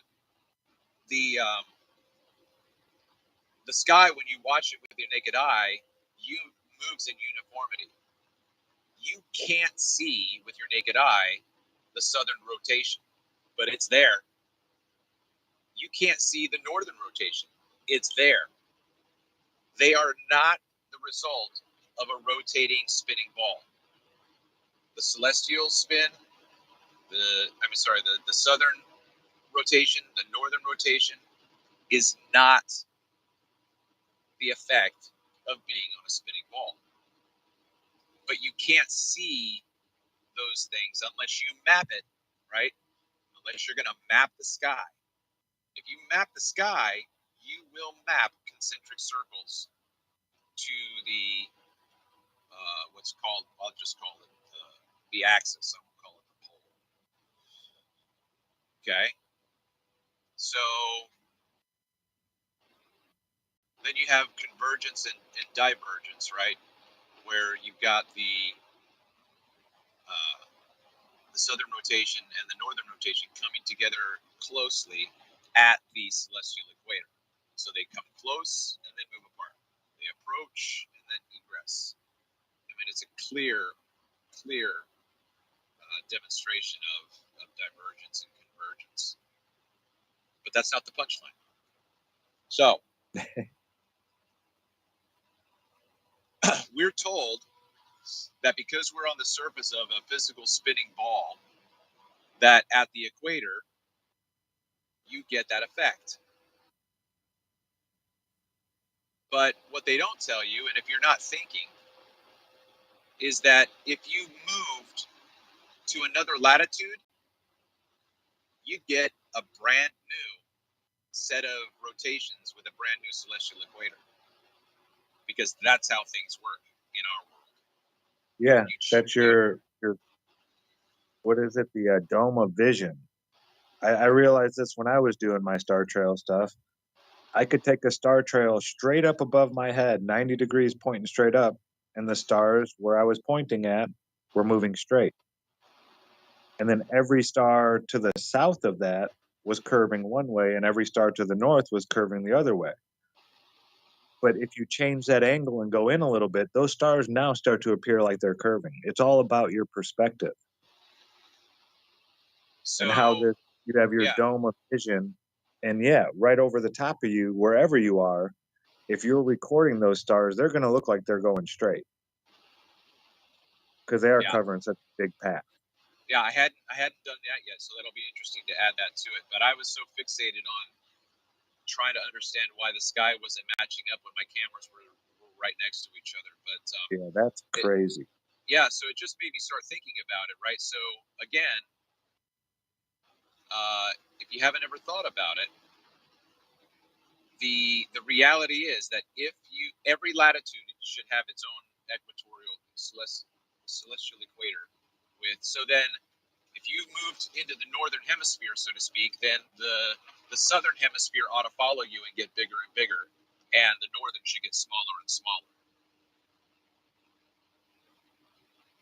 So there should be like no reason why in Southern California, when I'm looking southeast to catch Orion coming up over the foothills, there's no reason why there should be a fixed celestial equator with a southern and a northern rotation. None at all. Because if the sky is just simply this canopy of stars that have no depth, then my orientation should dictate how much of the sky is rotating. But it doesn't. It's absolutely limited to what we see with the celestial equator and the northern and southern rotations. Because we're told that the spin of the Earth creates both orientations. The southern spins this way because it's in the south. But it's impossible because you have one motion, one location. You're not going to have two different presentations of opposite sky phenomena. I mean, it's very simple. I got one. Well, hold on. Let me finish. I'm sorry. Let me do this in case anybody doesn't understand.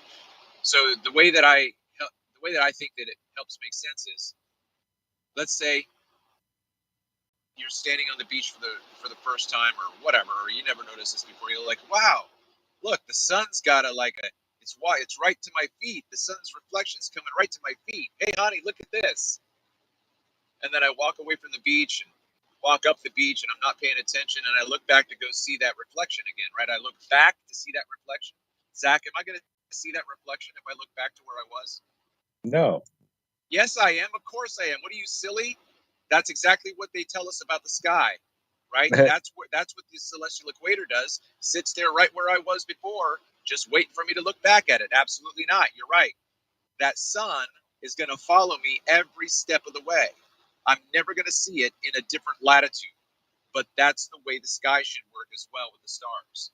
The stars should follow you, and because you're spinning at that latitude, okay, so guys, if you're not paying attention or taking notes, this is an absolute debunk right here. We're not spinning. Wow. Yeah, I can't wait to see more of this, Trav. What you're doing here. That's good shit. Yeah, that's really good stuff. 4 minutes before the break. Let me throw this one at you, Trav. I threw this out a couple months ago, and I haven't seen anybody really be like, oh, I get it. Like the moon. When we're looking at the moon. I know you like the moon. You know when the moon is facing south of you, the face is always the exact same? I don't know that I've paid attention in that way, but keep going. So the big crater on the outer edge in the northern hemisphere will always be almost 90 degrees. If you're looking at the sphere or the moon like a clock, it'll be at the 3 o'clock position. It'll be at the 3? I'm sorry. Say it again. So the big crater on the edge will always be in the 90-degree position when you're looking at the moon, when it's directly south of you. Okay. It'll be at about 3 o'clock on the clock face. Now, if it's to the east of you, it'll be about 2 o'clock. If it's to the west of you, it'll be closer to 4 o'clock. Yeah. So you know kind of what direction you're facing and all that stuff with the moon. Okay. I get you. Just by looking. You don't need to know what time it is, that. Yeah, you know what you're facing using the moon. The moon always faces the same direction. It only appears to wag and wheel due to perspective. Got it. Yeah. There's a guy that I haven't paid attention to his work just because he's like a savant, right? So his communication skills for me, I find it hard to follow him, but I get the gist of his point. But he's done a lot of lunar work, and one of his major claims is that you can actually tell time by the moon as well. If you understand, if you understand what you're looking at, you should be able to tell the time by looking up and saying, okay, it's about 10:30. Yeah, you need to. That gets a little more in depth. That comes into knowing the phases and where the moon is and compared to you on the plane and this and that. But yeah, you can absolutely 100% tell time by the moon. You can actually find your location using the moon with Stark's lunar tables. Oh no.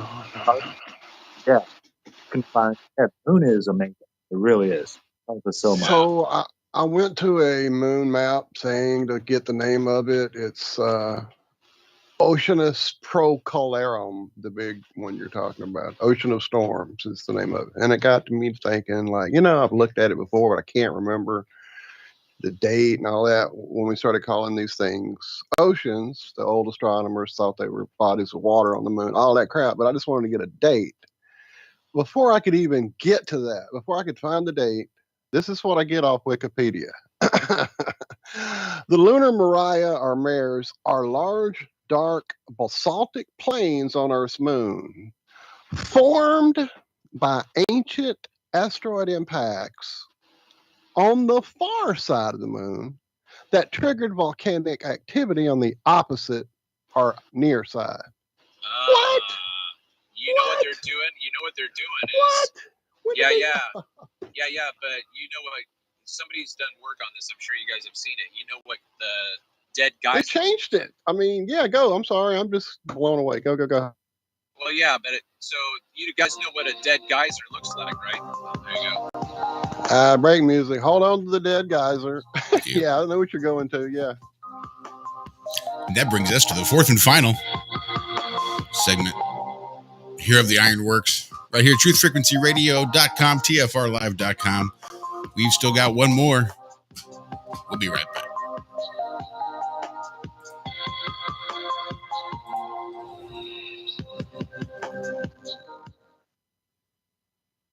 The truth will set you free. Many people are dealing in affirmations. The best thing to affirm is the truth. If you're broke, best thing to affirm is I am broke. That's what you put up on the refrigerator.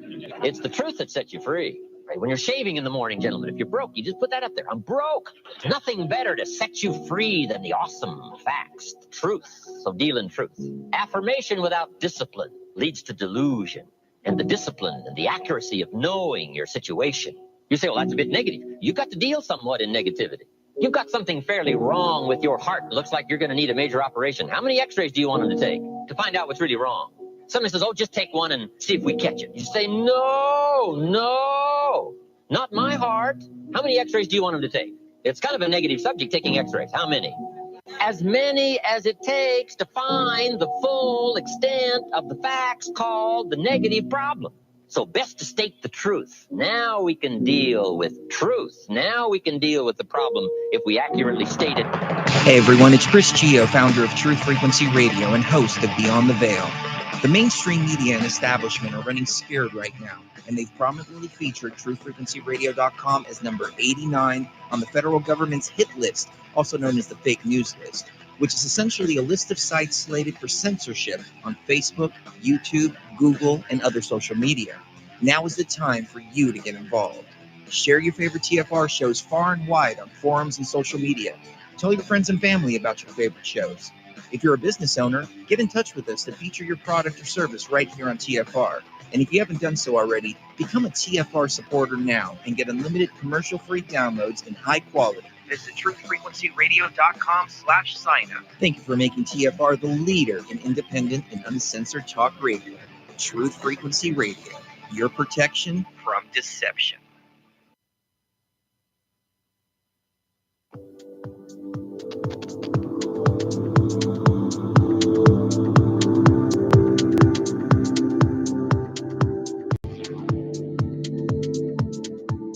Remote viewing reveals Tataria history, Starseeds, Lightwork, workers and indigos, join me on the Nikki Colombo Show.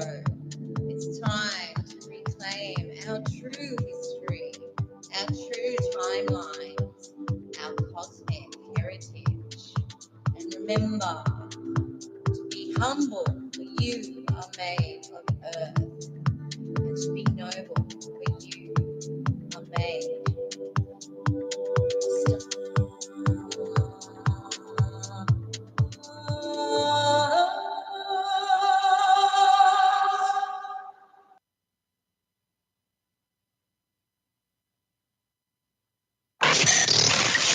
Real people, real radio. Initiating the truth frequency. This is Truth Frequency Radio.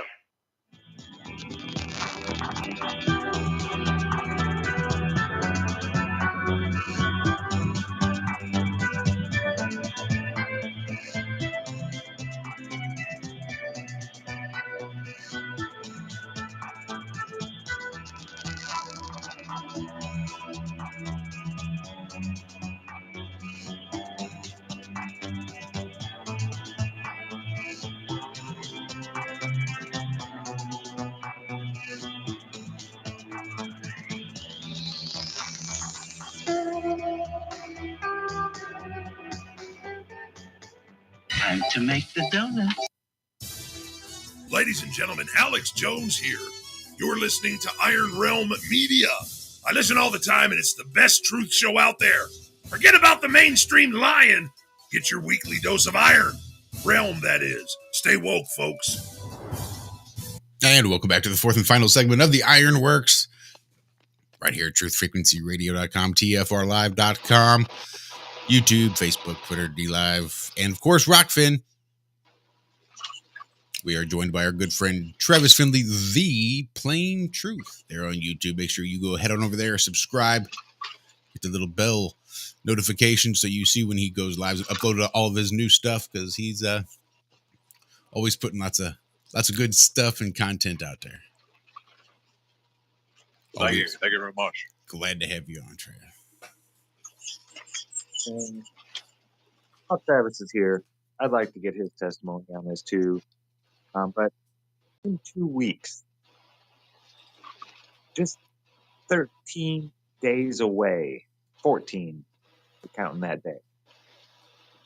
Friday, October 20th, or 21st, sorry, Greenville, South Carolina, is going to be the last Flattober here on the East Coast.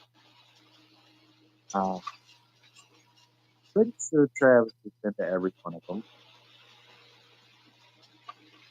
You've been to the Solar Returns, I'm pretty sure. So, what do you have to say about these meetups, Travis? And why do you keep coming? What is it that keeps drawing you back? I mean, you know all the information. It's not like we that have been at this a while learn a whole lot of new stuff while we're here. Why do you come? Why do you take the time out to come to these? Sorry, you're cutting out real bad there, Zach. Okay, so it wasn't just me? No, I don't think so. Okay. I wasn't sure if I was going to start talking because I didn't want to. I thought it was me that was making him break up. It may or may not be. I'm not entirely sure. Yeah, but are you hearing me okay right now? Uh-huh. Okay. Well, I got the gist of his question, so I guess I can just. Yeah, I go primarily for the conversation and the relationships that are there. The first one that I went to, I didn't go to any of the sessions. I just hung out and talked with people or listened to conversations. So that's not to throw any shade on people who are doing their presentations. If that's what you want to do, then by all means. And the content is going to be fantastic. So I guess I was thinking primarily of what was the Flat Earth meet?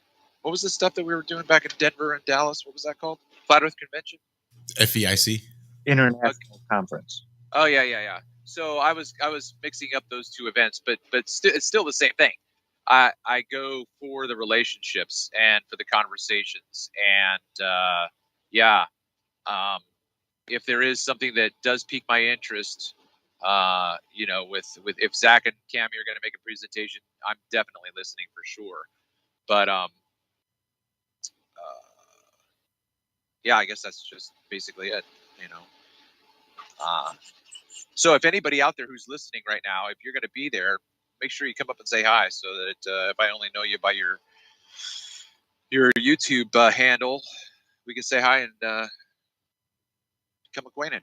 Especially if you're blonde or redhead, preferably.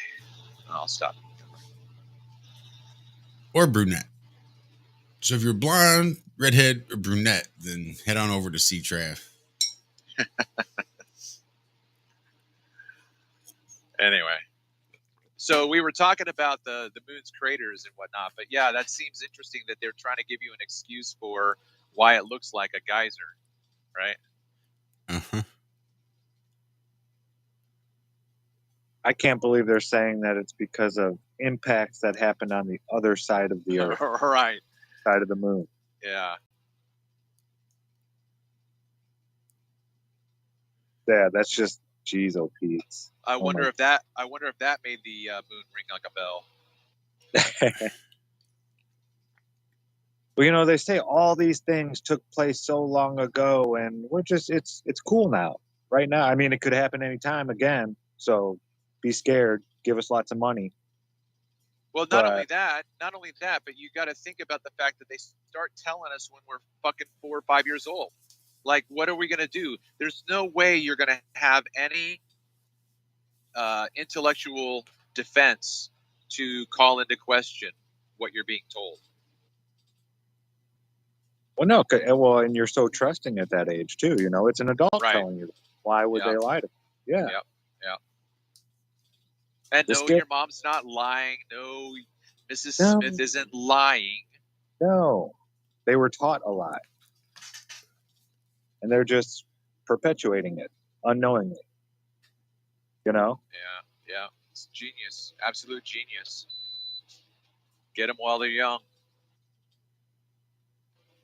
What was it the Jesuit said? Give me the first 7 years of a child's life, and I'll give you a lifelong slave.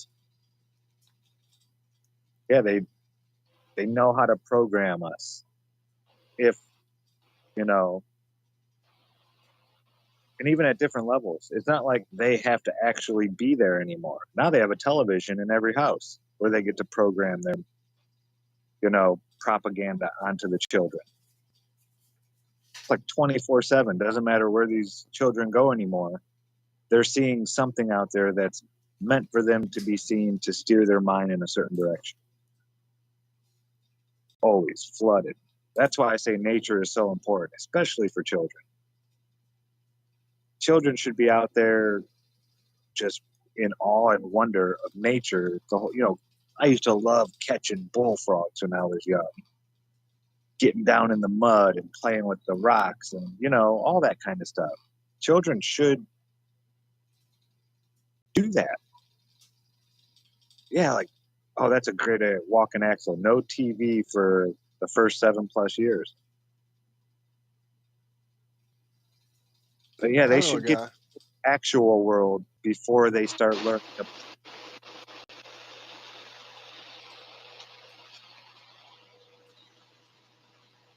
Okay, I'm going to yell myself. I think it is your background noise, maybe. Yeah, I think so. Dead, maybe. Pretty sure. All right, so I'm going on mute. I'll only come off mute when I talk. Okay.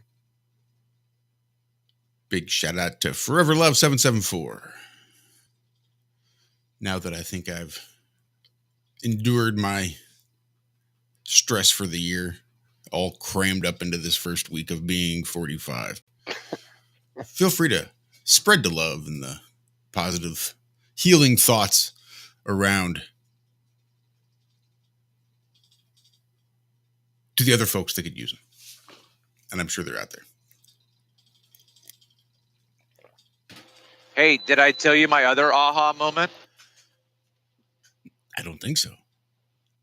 So maybe I did, but anyway, if you haven't heard it, it's pretty interesting, I think.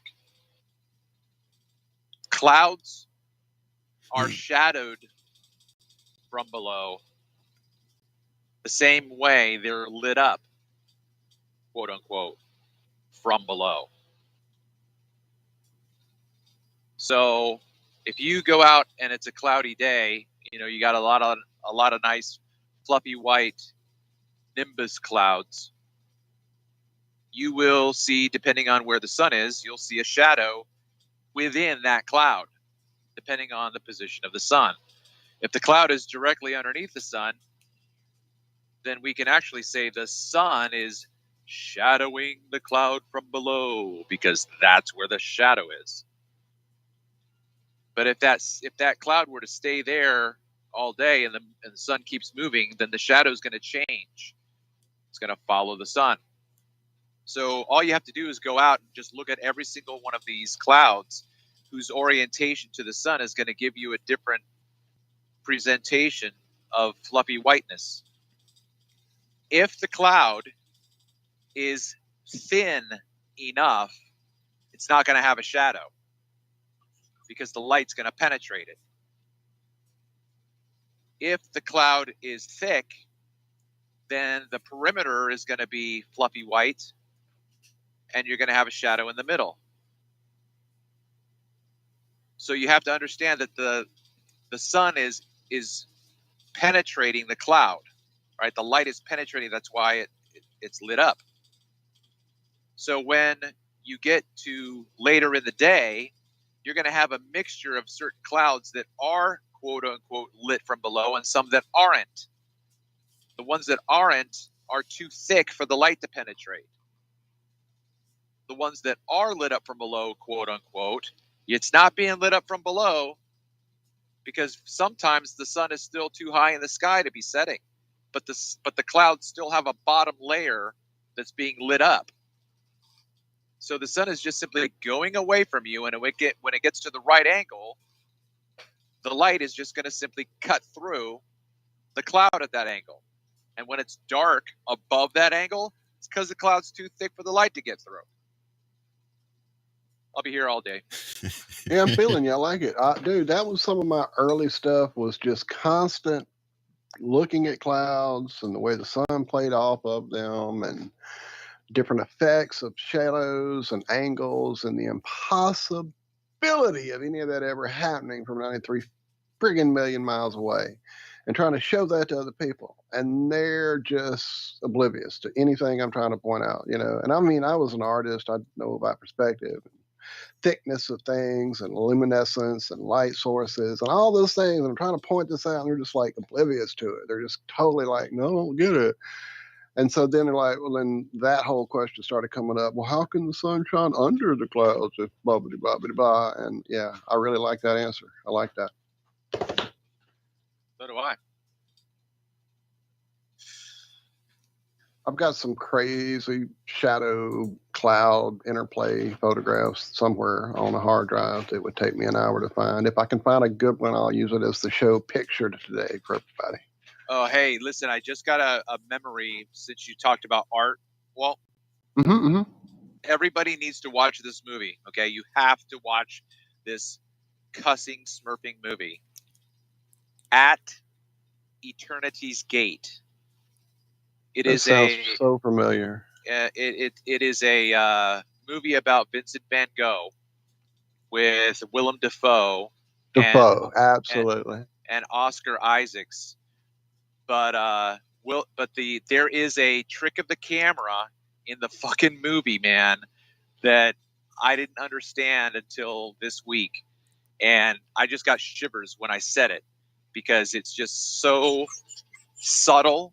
I was watching the movie with my mom. I'm like, Mom, look at the bottom of the frame. Like it's like got this blur. Like, why is that? And then sometimes it wasn't there and sometimes it was. So you guys need to watch that movie and pay attention to that. Maybe we'll save that discussion for another time because that has to do with a lot of the stuff that's developing with the Aether band and how we see into the distance. But said At Eternity's Gate. I believe Yeah, that's I've got what it lined up right I believe now. that's what it's called. It's streaming on Prime, guys. If you have it, I'll be watching it later. It's a great movie overall. Anyway, I bought it. I was going to rent it, but then it was just a few more dollars to buy it, so I bought it, and I'm glad. It was a really, really good movie. Defoe was great.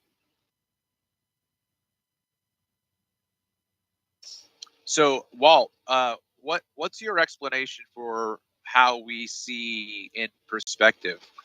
Like, why does the floor ramp up? How would you explain that to someone?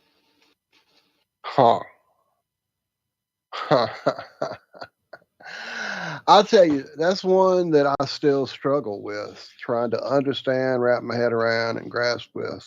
The first time I can remember, there's this road as you come into Biloxi, Mississippi. There's a road that you're basically coming kind of down at an angle to the beach, and there's this hill of water just going up into the sky. And I remember the first time as a kid seeing that, going, what in the fuck? I'd never even imagined water could do that. My frame of reference was some ponds on my grandma's property, a pond or two on my uncle's property. That's the biggest bodies of water I'd ever seen. And when I saw that wall of water just going into the sky, I thought something was happening. I thought something bad was going on. I didn't understand it. It overwhelmed me. And from that point on, it's all right, exactly. And from that point on, it's kind of always been one of those awe-inspiring things to me that our vision is causing this effect somehow. If anything, to me, that would show the exact opposite of a curvature, this wall going up into the sky. And it never occurred to me of anything going like, oh, that explains the curve of the earth, da, da, da, da. So that idea of limits of perspective, vanishing point, when I started learning how to draw perspective in art and literally getting a ruler out, even if those points weren't in the photograph, in the painting, those points were there subconsciously, kind of thing. And just that with drawing it and it happening that way, it just seemed to be an effect of how our eyes work. And then add to it the fact that they're a globed lens or a curved lens, and then you start factoring all that in, and a lot of misconceptions about this world could definitely come into focus. You see what I did there? But yeah, it's definitely, I don't know, dude. It's one I would have a struggle to explain. I would be pulling up you guys' videos left and right going, okay, look, Zach's got some shit over here. Look at Travis's shit over here. That would be my go-to. Well, you're going to have to add the missing curve to that as well. I can't. I think I may have shared this last week. The YouTube channel, The Missing Curve, space between each of them. Put in rainbow with the search or refraction with the search. Okay. But he's the guy who's taken my Aether band concept and running with it, and he's doing a lot of interesting developments. And I'm so happy that someone else has, because he was thinking about this stuff and then came across my channel, and then that just the marriage of his thoughts and mine are going to be pretty impressive if we're correct. But I think we're onto something in and of itself. We talked a little bit about it last week with the footage that we saw. But is that footage you showed me with the little sun orby thing? That's that same sunset I'm seeing. Yeah. So that's right. So here's the thing, right? If you go back into your history or wherever that video is, pull it up and plug it into the channel right now, because you're going to watch a sunset, and then toward the end of the video, you're going to see the sun zip back across the screen as an orb. Now, that's not physically happening.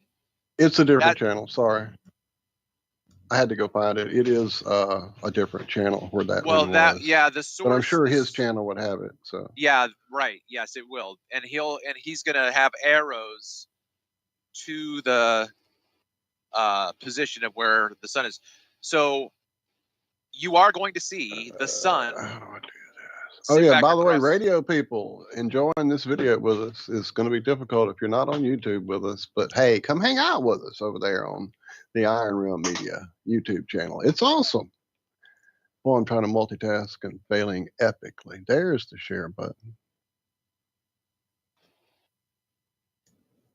I don't guess we need audio. Oh, now I've lost it. Here we go.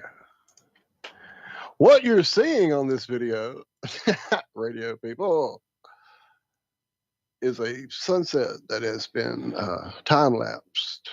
And as it goes into the distance to the right, curving as it does, here comes this little weird orb across the sky.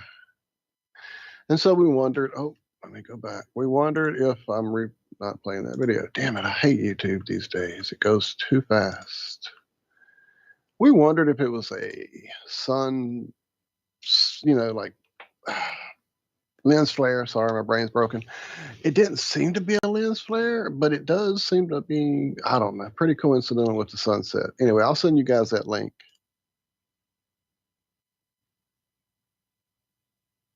And I'll stop playing the second video. I got about 6 minutes Yeah, left. we're almost done. Andrew B had asked to call in to see if we could hear him. Sorry, Andrew, I just saw that scrolling back through chat. Thank you, Tommy, for that super chat. I got completely wrapped up in talking to Travis and got off the chat. I never do that anymore. You guys know I don't ignore y'all, but I feel like I did. Thank you all for being there and showing up and stuff. I can't even get into all the different things you guys were talking about on that chat. We're going to give you your own show. We're going to have to just have a whole channel separate with the chat going. How we're going to do it, I don't know, but we'll figure it out. We'll get you on here, Andrew. I promise. It will happen. We need to get you on a Wednesday call and work out the sound issues would probably be the best idea, my friend. I would guess, anyway. Damn it, I have dropped the video I was trying to share. I'm trying to multitask. Someone else talk. Someone else talk. Well, just to pick back up, so if you watch the video, you'll see an orb, a very small, tiny orb, which is the image of the sun, but it's a reverse reflection in the sphere of the sky. So it happens in mirrors and lensing all the time. So the sun is just continuing to go away, and then when it hits that particular angle of the lens that's out in the air, it then projects the sun back in the opposite direction. That's there's no way to absolutely prove that, but I think that we can extrapolate from what we understand happens with reflections in convexity, that's what happens.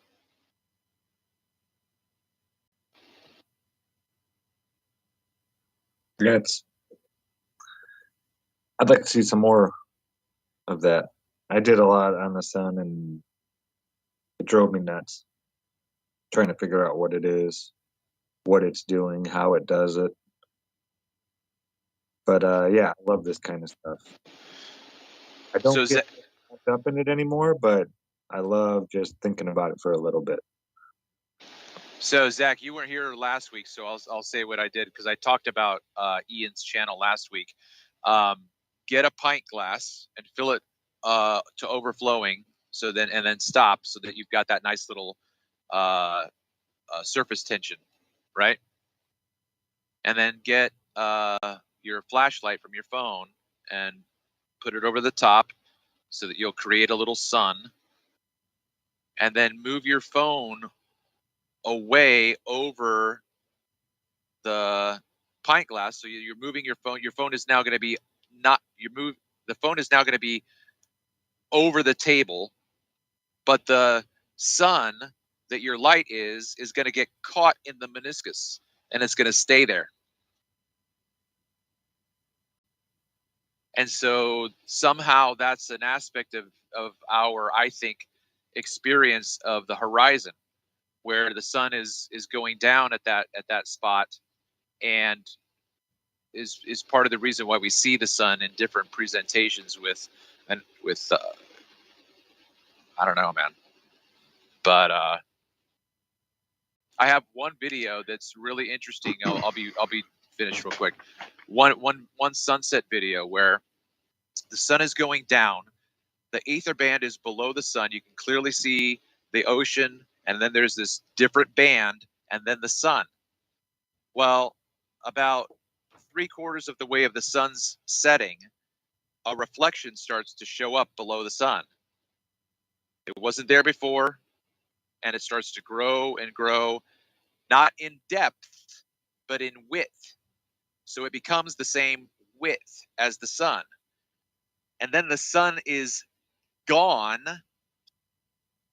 for over a minute set, and that reflection's still hanging out on the water or whatever, the ether band. It's still hanging out, not going anywhere. But the sun's behind the earth, everybody. Absolutely. Well, look, guys, we're literally out of here in half a second. Allie tried to call in. Allison Briscoe, she wants y'all to know she is at the fair in Dallas. If you're there in Dallas, go hang out with Allie at the fair today. Something else. Damn it. What was it? I've lost it. I had it highlighted, and now I can't find it. If I find it again, I'll let you know. Shout out, Travis. Thank you so much, brother. Thank Shout you out so to much, Travis. I would tell you to come hang out and we'd look at these videos this afternoon, Travis, but we're going to take a break. Okay.